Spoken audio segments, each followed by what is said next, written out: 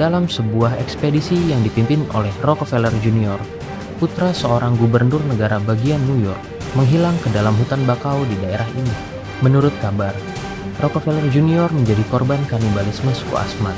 Pada tahun 1968, dua orang misionaris Australia dan Amerika, Stondal dan Phil Masters, dikabarkan dicincang dan dimakan oleh suku Asmat.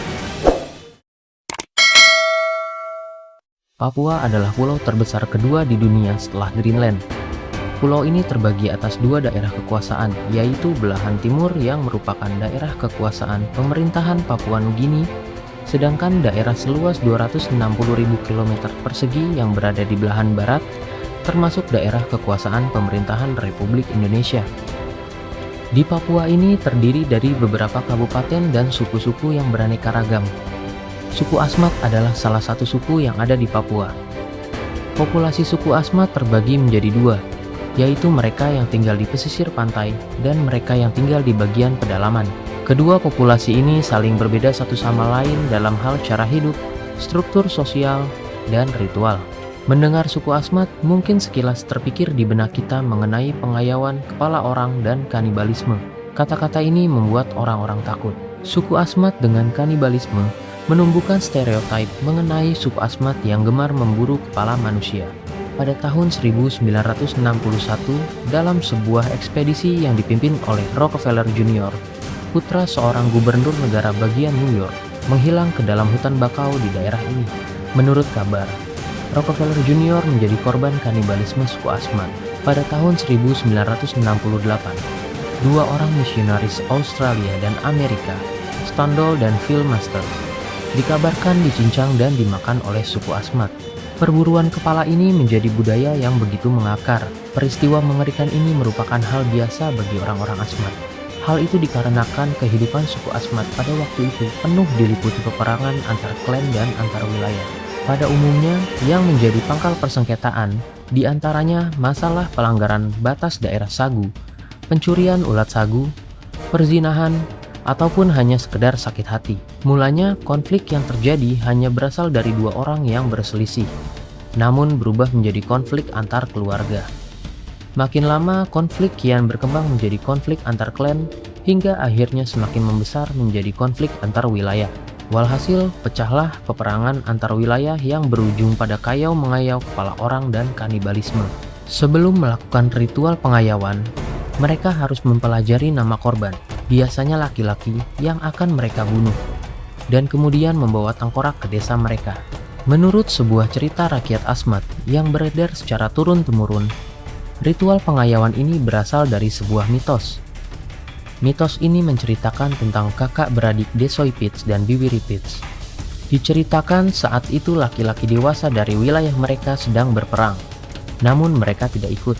Desoipits merasa punya kewajiban untuk membantu, dan dia menyuruh adiknya Biwiripits untuk memenggal kepalanya. Desoipits bersikeras menyuruh Biwiripits agar mau memenggal kepalanya. Namun Biwiripits tetap tak mau memenggal kepala Desoipits karena tidak tega memenggal kepala saudaranya sendiri. Semakin kuat Biwiripits menolak, semakin keras pula desakan Desoipits agar adiknya mau memenggalkan kepalanya. Akhirnya Biwiripits pun tak tahan dengan desakan kakaknya. Dengan terpaksa, Biwiripits akhirnya memberanikan diri untuk memenggal kepala Desoipits. Namun, keanehan terjadi saat itu. Suara Desoipits masih terdengar, entah bagaimana bisa terjadi. Kepala Desoipits yang telah dipenggal masih bisa bicara. Merasa caranya tak berhasil, Desoipits kembali mendesak Biwiripits untuk memotong-motong tubuhnya. Selain itu, Desoipits memerintahkan agar tubuhnya dibagikan kepada para pahlawan yang pulang berperang. Karena tak bisa menolak lagi, Biwiripits kembali menuruti permintaan Desoipits. Potongan tubuh Desoipits dibagikan kepada para pahlawan perang sebagai makanan bagi mereka. Sejak saat itulah timbul kebiasaan memakan daging dan memenggal kepala manusia. Tengkorak kepala musuh yang telah dipenggal kemudian dipajang untuk memperlihatkan kebesaran dan keperkasaan serta digunakan sebagai penolak bala. Musuh yang telah mati ditombak dibawa pulang ke kampung dengan perahu lesung panjang. Dengan penuh kebanggaan, mereka membawa mayat musuh diiringi nyanyi-nyanyian. Setibanya di kampung, Mereka disambut oleh orang-orang Asmat. Mayat yang telah dibawa mulai dipotong-potong dan dibagikan kepada semua penduduk untuk dimakan. Sambil menyanyikan lagu kematian, kepalanya dipenggal lalu dipanggang. Begitu juga dengan otaknya. Dibungkus dengan daun sagu untuk kemudian turut dipanggang. Mereka percaya, bila memakan daging korban, maka kesaktian dan kepintaran korban akan berpindah kepada yang memakan daging korban tersebut.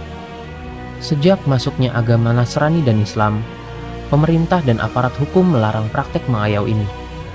Suku Asmat secara total meninggalkan ritual nenek moyang mereka ini. Inilah kecintaan suku Asmat terhadap hukum Republik Indonesia. Saat ini suku Asmat namanya populer di dunia seni ukir mereka yang luar biasa indahnya. Mereka mampu mewujudkan pikiran bawah sadar mereka melalui media ukiran kayu dengan alat yang sangat sederhana. Mereka secara sadar menanggalkan stereotip mengerikan itu dan memilih untuk memajukan masa depan anak-anak suku Asmat di bidang pendidikan formal. Kebudayaan suku Asmat adalah bagian dari ragam kekayaan budaya Indonesia yang perlu dijaga dan dilestarikan. Sangat penting untuk memikirkan membawa suku Asmat untuk maju bersama suku-suku lain yang ada di Indonesia, agar kebudayaan asli masing-masing daerah dapat tetap berjalan beriringan dengan kemajuan zaman. Nah, sahabat, sampai di sini dulu penjelajahan Nusantara bersama National Geographic Indonesia. Semoga kisah-kisah yang kami hadirkan membawa manfaat untuk kita semua. Jangan lupa untuk like, subscribe, dan aktifkan tanda loncengnya untuk mendapatkan video-video terbaru yang kami rangkum dan sajikan untuk sahabat National Geographic Indonesia. Tetap menjelajah.